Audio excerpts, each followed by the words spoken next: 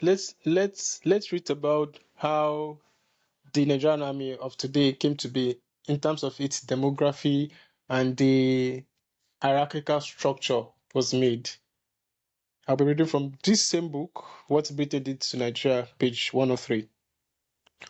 Although it was not intentional, Britain was responsible for creating the organization that played the greatest role in reshaping Nigeria after its independence. A seemingly innocuous naval accident in the 19th century set off a chain of events that eventually led to the creation of the modern-day Nigerian army and police force. In 1858, while an expedition on the River Niger, a British ship named the Dayspring struck a rock and sank near Jebba, in modern-day Kwara State in northern Nigeria. The crew, which included Dr. J. Baike and Bishop Ajayi Crowther, escaped and reached safety before the ship sank. They camped by the riverside and remained there for a year, surviving on food provided by friendly residents of the nearby villages. One of the shipwrecked crew a British naval officer named Lieutenant John Howley Glover, who was the mission's cartographer, traveled overland to Lagos in the south to bring back help and supplies to his colleagues. Glover was the son of a clergyman who, after training to follow in his father's footsteps, changed tack, joined the Royal Navy, served in the Middle East and China, and fought in the Burma and Crimean Wars. There are two contrasting stories about what happened after the shipwreck in Jebba. The Nigerian Army's official history states that when traveling overland to Lagos, Glover met and conscripted some runaway Hausa slaves. The second story is that after arriving in Lagos, Glover traveled to Sierra Leone and there met Hausa slaves who wished to return to their homeland. Glover brought the Hausa with him on his journey back to Lagos. Whichever of the two accounts is accurate, Glover's present and planned journey back to Jebba caused much excitement in Lagos. Glover ordered one of his Hausa servants named Sani to recruit porters for his journey back north to his shipwrecked colleagues. As the news of the mission spread in Lagos and neighboring cities such as Abeokuta and Ibadan, the knowledge that Glover was heading north enticed approximately 200 slaves to escape from their masters to join Glover's expedition. The mission offered the slaves, many of whom were Muslim Northerners, including Hausas and Nubes, not just a chance to escape from their masters, but also to use Glover's expedition as a way to return north and be reunited with their families in their homeland. Glover took the runaway slaves and his escorts and porters when he set out to rejoin his party at Jebba. However, the runaway slaves included some formerly held by powerful and wealthy slave owners, including Oba Dosumu and Madam Efuroye Tinubu. When some of the slave owners tried to retrieve their slaves by force, a gunfire erupted. During the battle, Glover was impressed by how readily and precisely his Hausa escort carried out his orders to lay down their loads and kneel beside them in a circular formation if they were attacked. From this incident, Glover formed the impression that the Hausas would one day make good soldiers. Following the Britain's annexation of Lagos in August 1861, Glover was promoted to captain on 24 November 1862 and was appointed administrator of Lagos on 21 April 1863. So British influence was strongest in the coastal areas. Its extension to inland areas was dependent on the presence and demonstration of physical and military force. When Glover was appointed, the only security force in Lagos was the 100 soldiers of the West India Regiment. Of these, only 36 were on active duty, as the remainder were either sick or on guard duty. They did not get footsore or long marches, and the simplicity of their dress renders it both convenient and economical. On 9 October 1862, the governor of Lagos, Sir Stanhope Freeman, wrote to the Duke of Newcastle, then the British Secretary of State for the Colonies, to argue for the establishment of a security force in Lagos. Freeman made it clear exactly which people should be recruited for the new force. In June 1863, the colonial officer granted Glover permission to train and deploy 30 of his Hausa companions as a security for Lagos. They were known as Glover's Hausas, as well as the 40 thieves for unknown reasons, and later renamed the Hausa militias.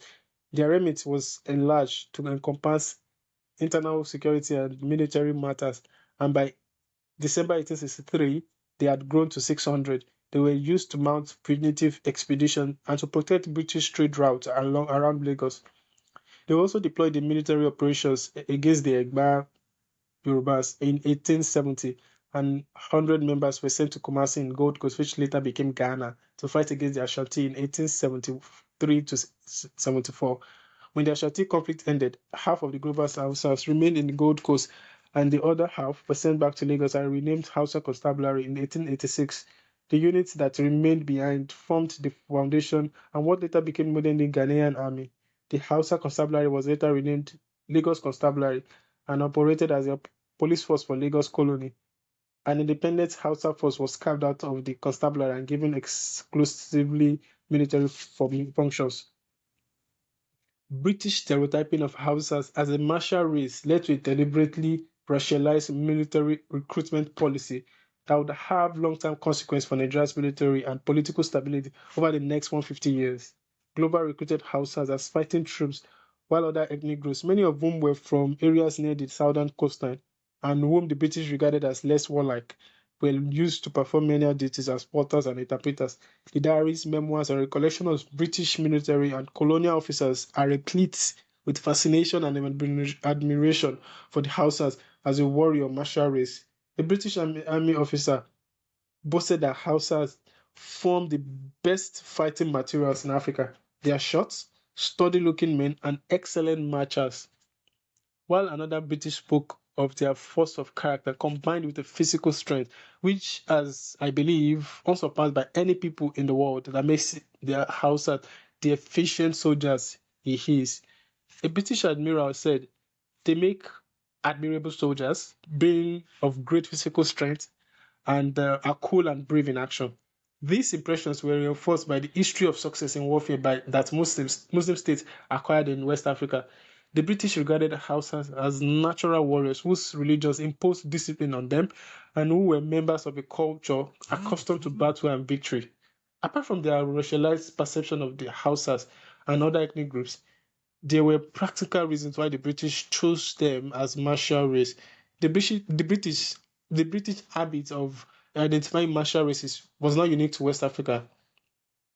In its other colonies, Britain had similarly identified races that it considered to be imbued and martial credentials, recruited them into the colonial armies, then used them to conquer other ethnic groups far away from their homeland. The Sikhs were preferred martial race in India, and the Gurkhas were their counterpart in Nepal. Hausas were chosen in West Africa because the majority of British military campaigns at the outset of the area were against non-Hausas and non-Islamic ethnic group with whom the Hausas had no allegiance.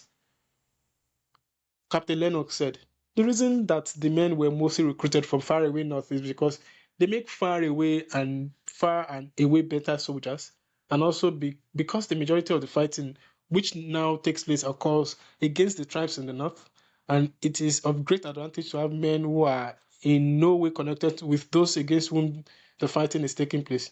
For example, many Hausa soldiers were formerly slaves in Yoruba land who were deployed in military campaigns in that area and were unlikely to show restraint when given the opportunity to wield weapons against community in which they had been enslaved. Owing to West Africa's massive linguistic diversity, British military authorities imposed Hausa as the army's language of command and communication. British soldiers took courses and exams in Hausas were also itinerant traders who traveled and traded throughout West and North Africa. The geographical knowledge they acquired from trading journeys and their long habit of trekking great distances barefoot without complaining made them desirable army recruits. On 30 September 1885, Glover died at the age of 86 in Harley Street, London. He was buried in Kensal Green.